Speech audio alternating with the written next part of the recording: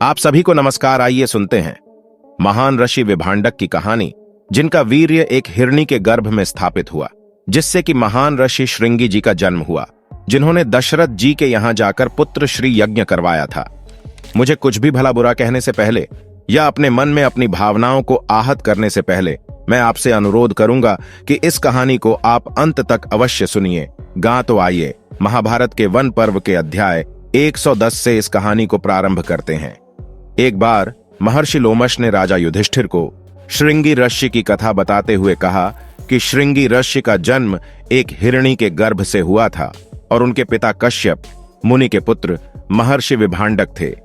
इतनी रोचक सी बात को सुनकर युधिष्ठिर ने लोमश ऋषि से पूछा कि महर्षि, एक मनुष्य योनि का जीव एक पशु योनि के जीव से संसद कैसे कर सकता है?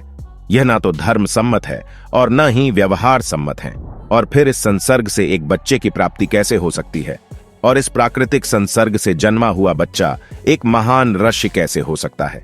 कृपया मुझे इन सब बातों को विस्तार पूर्वक समझाइए।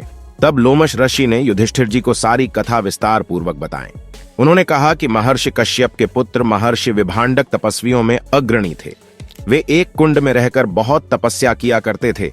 उनकी तपस्या इतनी कठिन थी कि उस समय उनके जैसा तपस्या करने वाला इस धरती पर कोई भी विद्यमान नहीं था। अपनी तपस्या के प्रभाव से वे प्रजापति ब्रह्मा के समान देदीप्यमान होते थे। उन्होंने अपने वीर्य को अमोघ रखते हुए इस तपस्या को प्रारंभ किया था और उसे लगातार बनाए रखा था। उनके तेज से देवताओं के मन में जलन उत्पन्न हो गई। वे सभी देवता उनके तेज को अपने आगे बर्दाश्त नहीं कर पा रहे थे, इसलिए उन्होंने इंद्र से इसके लिए याचना की। किसी तरह विभांडक मुनि के तप को खंडित किया जाए। इंद्र, जो कि हमेशा ही भयभीत रहा करते थे कि अपनी तपस्या से कोई उनके इंद्र पद को प्राप्त न कर ले, वे देवताओं की बात में आ गए।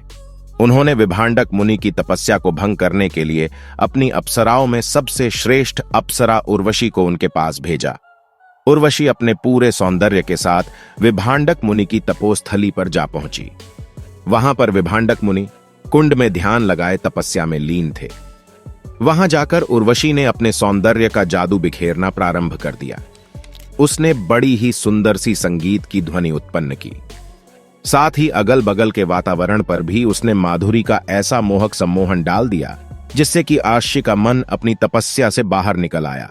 जब उन्होंने आंखें खोली तो अपने सामने अपूर्व सुंदरी एक अप्सरा को देखा। उर्वशी उस समय अपने हाव भाव से कामदेव को भी लज्जित कर सकती थी। उर्वशी के हाव भाव देखकर ऋषि के मन में थोड़ी देर के लिए काम भावना का उदय हुआ, जिसके चलते वर्षों से संचित उनका वीर्य कुंड में ही प्रभावित हो गया। ऋषि का वीर्य प्रवाहित होते ही उनकी वर्षों से चलने वाली साधना खंडित हो गई। दोस्तों, अगर आपको यह कहानी अच्छी लग रही है तो कृपया इस वीडियो को लाइक करके हमारे चैनल को सब्सक्राइब कर दीजिए। ऋषि का वीर्यपात होते ही उर्वशी तो अपने लोक में चली गई, लेकिन ठीक उसी समय पर वहां पर एक हिरणी आई जो कि बहुत ही प्यारी थी। उसने कुंड में से पानी पीना प्रारंभ किया और पीना में सना हुआ ऋषि का वीर्य भी उसके पेट में चला गया। ऋषि के वीर्य तेज से उसके पेट में गर्भ आ गया और कालांतर में उसके गर्भ से एक बच्चा पैदा हुआ जिसके सर पर एक सिंह था। इसी चलते उस बच्चे का नाम श्रृंगी रखा गया। आगे चलकर वह महान ऋषि हुए, जिसके कारण उनका नाम ऋषि श्रृंगी हो गया। महात्मा युधिष्ठिर इतना सुनने के बाद लोमश ऋषि को टोकते हुए कहते हैं कि महर्षि, एक बात बताइए कि पानी के साथ वीर्य को पीने से एक हिरणी का गर्भ कैसे रह सकता है? यह तो अप्राकृतिक है, इससे तो किसी भी तरह से स्वीकार नहीं किया जा सकता है।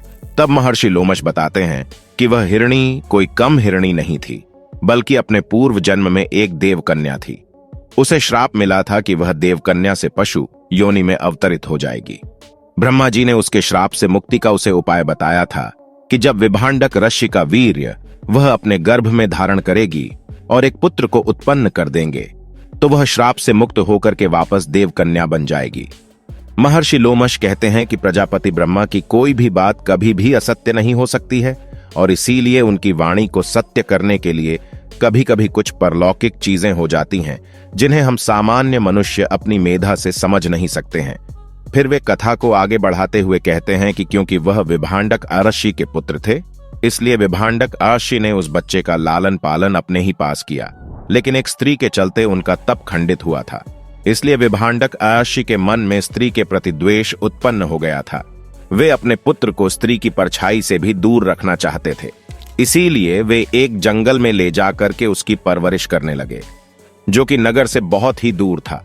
ऋषि श्रृंगी ने युवावस्था तक अपने पिता के अलावा किसी भी मनुष्य को नहीं देखा था, और इधर विभांडक ऋषि क्रोध से भरे हुए थे।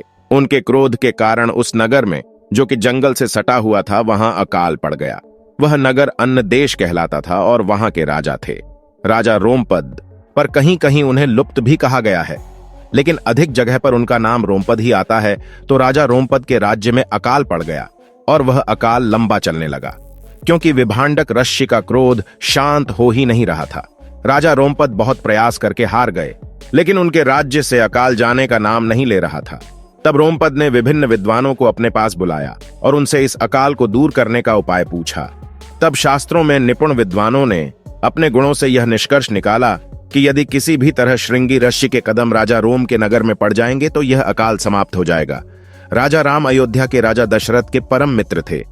कथा में ऐसी बात आती है कि जब दशरथ जी का विवाह कौशल्या जी से हुआ था और वे अपने वैवाहिक जीवन के पहले ही चरण में थे, तो उन्हें एक पुत्री की प्राप्ति हुई थी। उस समय तक राजा रोमपद का वैवाहिक जीवन अपने अंतिम चरण में चला गया था, लेकिन उन्हें कोई भी संतान नहीं मिली थी। तब राजा रोमपद ने अपने मित्र दशरथ से कहा था कि मित्र, अभी तुम युवा हो, अभी तुम्हारा विवाह नया है, तुम्हें आगे चलकर अनेक संतानें मिलेंगी, लेकिन मुझे अब लगता है कि मैं संतान के सुख से विमुख ही रहूंगा।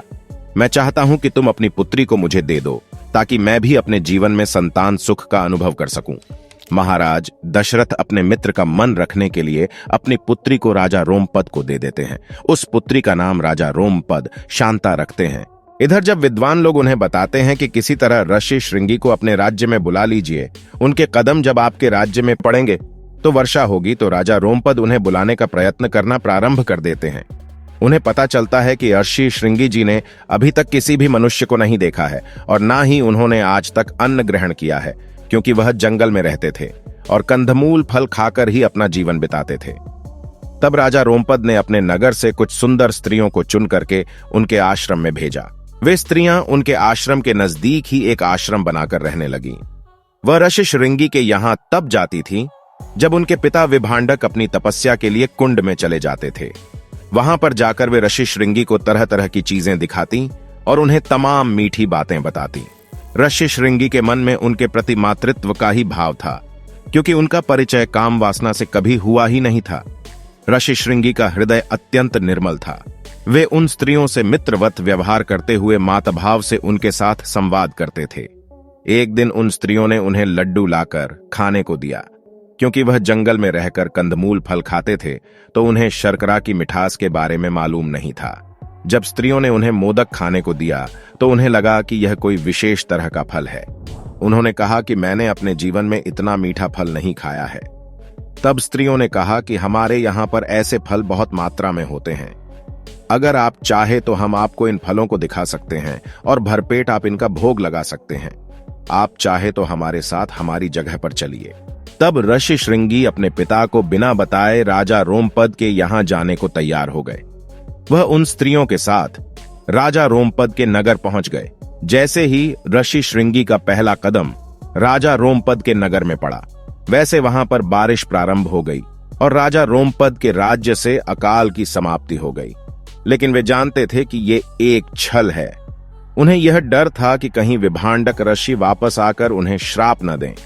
इसलिए विभांडक ऋषि के महल में आने से पहले ही कुछ ना कुछ तो उन्हें करना ही था। इसलिए उन्होंने भोले भाले ऋषि श्रृंगी से अपनी पुत्री शांता का विवाह कर दिया। ऋषि श्रृंगी निर्बोध थे, विवाह के अर्थ को भी समुचित रूप से नहीं जानते थे, लेकिन शांता उन्हें बहुत ही अच्छी लगी। उनके मन में उनके प्रति प्रेम आकर्षण का भाव जागृत हुआ था, इसलिए उन्होंने तत्काल ही उसके हाथ को अपने हाथ में ले लिया। इतने में बरसात होती देखकर विभांडक ऋषि समझ गए कि वे किसी तरह से किसी के नगर में चले गए हैं। विभांडक ऋषि क्रोध में तमतमा हुए राजा रोमपद के महल में पधारे। फिर राजा रोमपद को श्राप देने वाले थे कि उन्होंने देखा कि शांता और ऋषि श्रृंगी का तो आपस में विवाह हो चुका है, पानी ग्रहण संस्कार किया जा चुका है। अब विभांडक ऋषि और रोमपद संबंधी हैं, फिर वे रोमपद को श्राप कैसे दे सकते थे। विभांडक ऋषि ने अपने क्रोध को शांत किया और प्रसन्नता पूर्वक अपनी पुत्र वधू और पुत्र को लेकर अपने आश्रम में वापस लौट आए। कालांतर में यही ऋषि एक तरह से राजा दशरथ के दामाद थे। उन्होंने राजा दशरथ के लिए पुत्रेष्टि यज्ञ करवाया था, क्योंकि एकमात्र ऋषि श्रृंगी थे जो इस यज्ञ को संपन्न करा सकते थे। क्योंकि पुत्रेष्टि यज्ञ बहुत ही महान यज्ञ होता है और इसे सिर्फ एक निर्मल हृदय का व्यक्ति संपन्न करा सकता है, जिसने कभी पाप के बारे में सोचा भी ना हो। ऐसे ऋषि केवल श्रृंगी ऋषि थे। कहते हैं कि तपस्या करने से उनके सर से भैंस सिंह भी गायब हो गया था और वे प्रसन्नता पूर्वक अपनी पत्नी के साथ तपस्या करने में लगे रहे। मित्रों, आज की कथा यहीं पर समाप्त होती है। कैसी लगी आपको कमेंट बॉक्स में अवश्य बताइएगा। और अगर आपको हमारी वीडियो अच्छी लगी तो लाइक करें और अपने मित्रों को शेयर जरूर करें। और अगर हमारे चैनल पर नए मेहमान बनकर आए हैं तो चैनल को सब्सक्राइब जरूर करें। मिलते हैं अगले वीडियो में, तब तक के लिए नमस्कार।